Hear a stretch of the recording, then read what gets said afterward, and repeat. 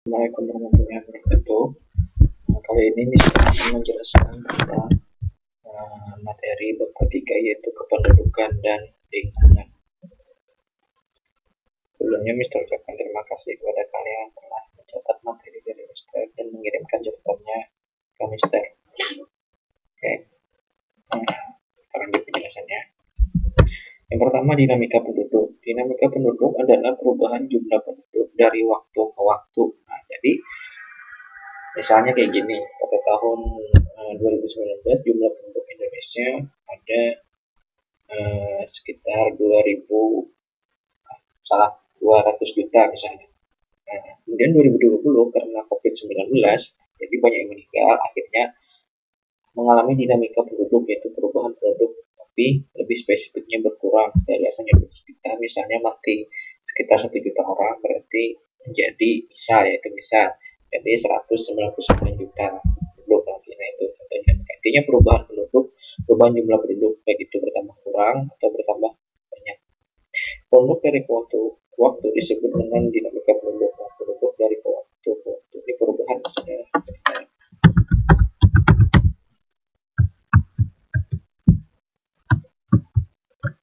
Ini perubahan maksudnya disebut dengan dinamika penduduk. Dinamika penduduk dipengaruhi oleh 3 faktor. Itu yang pertama ada kelahiran. Kalau kelahiran otomatis bertambah kan. Kemudian ada kematian, mortalitas. Kalau kematian pasti berkurang. Kemudian perpindahan. Nah, perpindahan ini tergantung. Kalau perpindahannya dari dalam keluar, artinya dari suatu negara ke negara lain, dia berkurang di negara tersebut, bertambah di negara pendatangnya. Kalau dia perpindahan dari luar ke dalam, maka bertambah yang di dalam, yang di luar berkurang. Oke, untuk lebih spesifiknya mesti jelaskan di sini. Yang pertama, kelahiran atau natalitas. Nah, agar dapat mengetahui jumlah kelahiran bayi hidup setiap 1000 penduduk seluruh wilayah dalam kurun waktu saat tahun tertentu ini.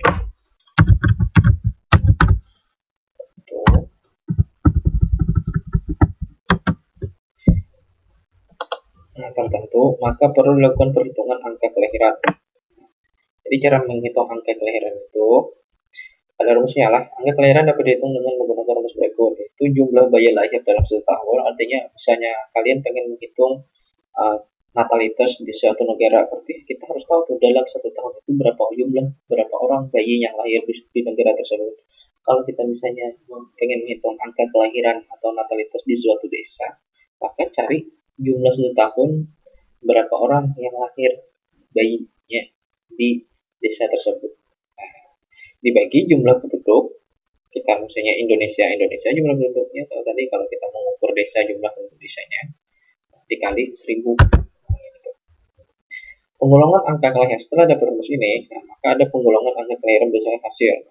Kalau hasil angka kelahiran ini kurang dari 20, ini kurang dari 20, maka disebut dengan rendah. Kalau sedang itu kisaran antara 20 sampai 30, kalau tinggi itu di atas 30, itu kriterianya.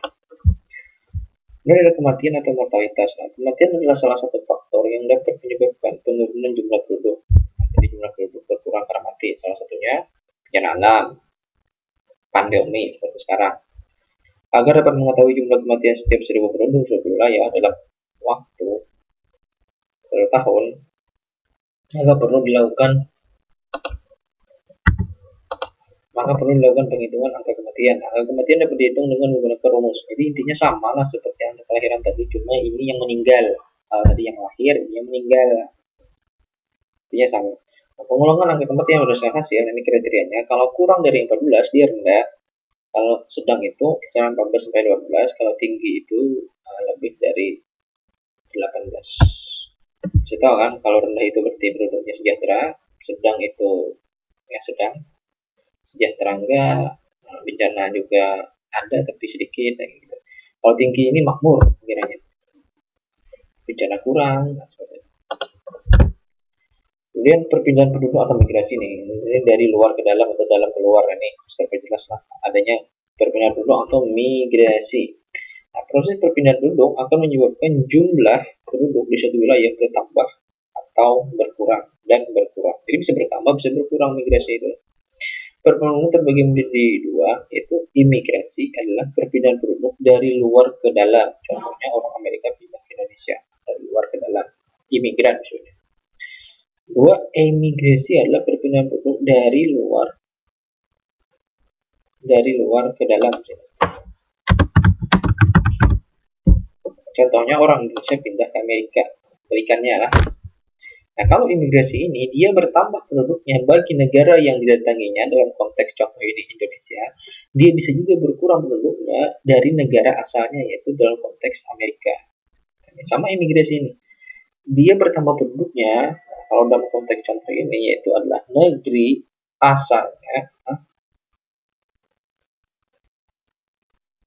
bertambah penduduk, negeri yang didatanginya, nah, penduduk Amerika, dia akan berkurang, itu pada konteks contoh ini Indonesia, yaitu negara asalnya.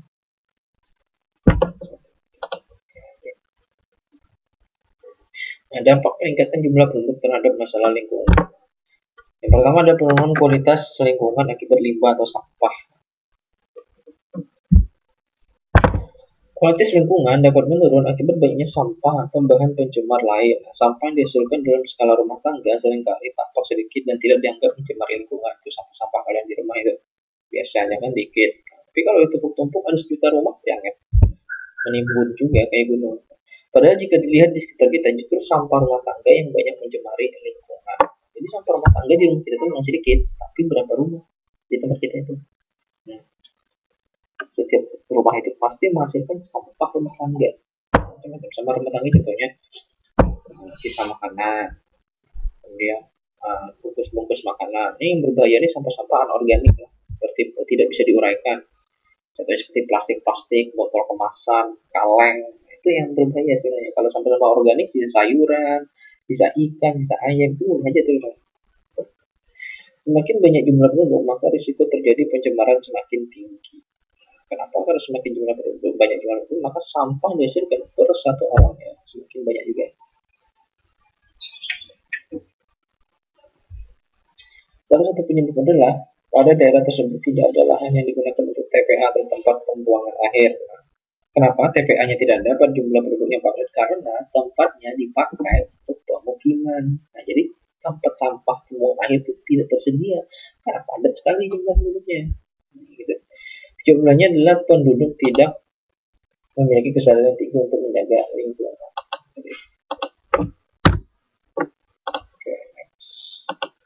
Nah, ini slide terakhir. Cepat aja penjelasan istilah.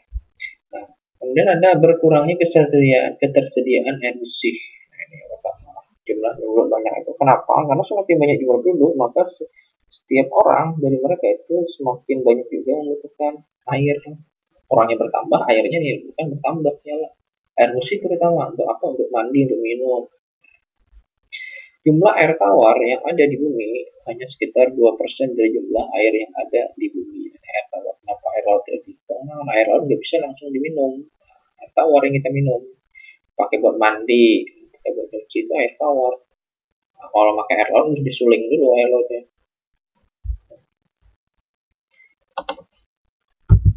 Sebagaimana yang kamu ketahui bahwa seluruh makhluk hidup yang di bumi membutuhkan air selama kehidupannya, terutama air tawar lah paling banyak. Orang laut itu cuma ikan laut yang perlu.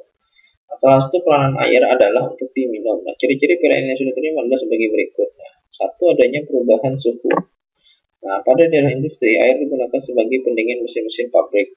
Nah, mesin-mesin pabrik. Contohnya itu, contoh sederhananya tuh, air digunakan untuk pendingin mesin tuh, air karburator. Air karburator itu fungsinya untuk mendinginkan mesin mobil. Kalau industri yang lebih besar lagi, maka lebih banyak lagi airnya, mesin pabrik gede, pasti mesinnya panas, menggunakan air untuk pendinginnya.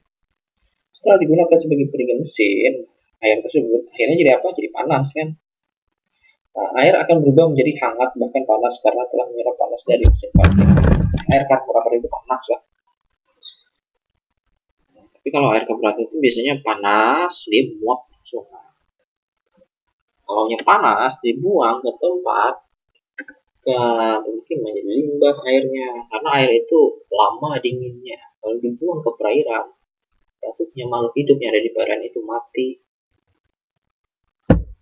Oke, mungkin sampai sini aja penjelasan dari Mister. Kurang lebihnya Mister mohon maaf. Mister ucapkan terima kasih telah memperhatikan penjelasan dari Mister. Jika ada pertanyaan boleh chat via WA Mister langsung. Terakhir, assalamualaikum warahmatullahi wabarakatuh.